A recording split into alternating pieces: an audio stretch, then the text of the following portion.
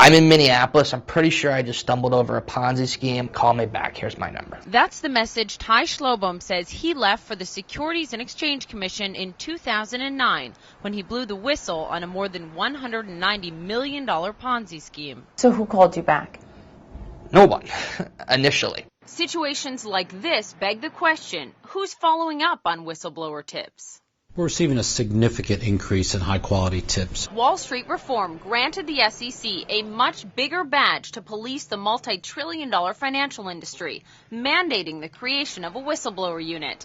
The SEC named the head of that office but says it can't hire any staff because the money's just not there. We not only can't hire, but we can't even fill the positions that become vacant. We're staffing it through borrowing resources from other parts of the enforcement division. You don't staff a baseball team with football players and hockey players. Let's be for real. Whistleblowing is a critical function. It needs people with expertise. Stephen Cohn has been representing whistleblowers for more than 2 decades. The SEC says we don't have the funding, we need more funding. They can't get it, at least not right now. Well, they have to make priorities. They have to get employees with expertise in whistleblowing. Maybe they have to lay off other employees.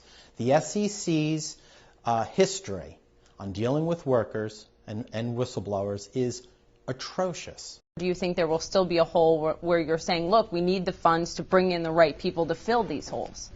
Look, I think there'll still be shortfalls. If you don't have sufficient staff, if you don't have sufficient expertise, the consequence of that is backlogs and things don't get addressed as quickly. And when you're talking about fraud and massive Ponzi schemes, time is of the essence.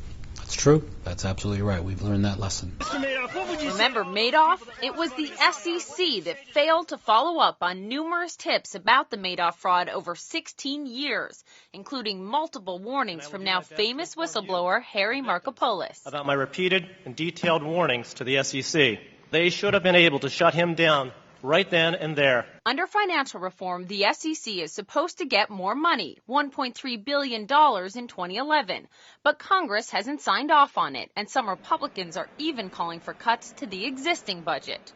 It's the Republicans who deliberately underfunded them because they don't like these new financial rules. The message it sends is things aren't going to change, and you can go back to your old ways. But Republican Congressman Ed Royce argues more money isn't the answer, saying, quote, unfortunately, over the last decade, the SEC's budget has nearly tripled, yet it has repeatedly failed to stop the most egregious cases of fraud. I think it is penny wise and pound foolish to deny the relatively small amounts of money that the Commission needs in order to do its job. Are we ripe for another Madoff? It's going to happen. It's going to happen. Why? Because it's the nature of cheating on Wall Street. Fraud pays.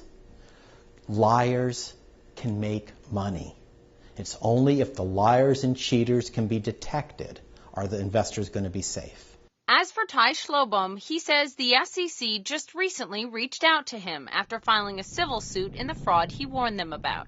In Washington, Poppy Harlow reporting.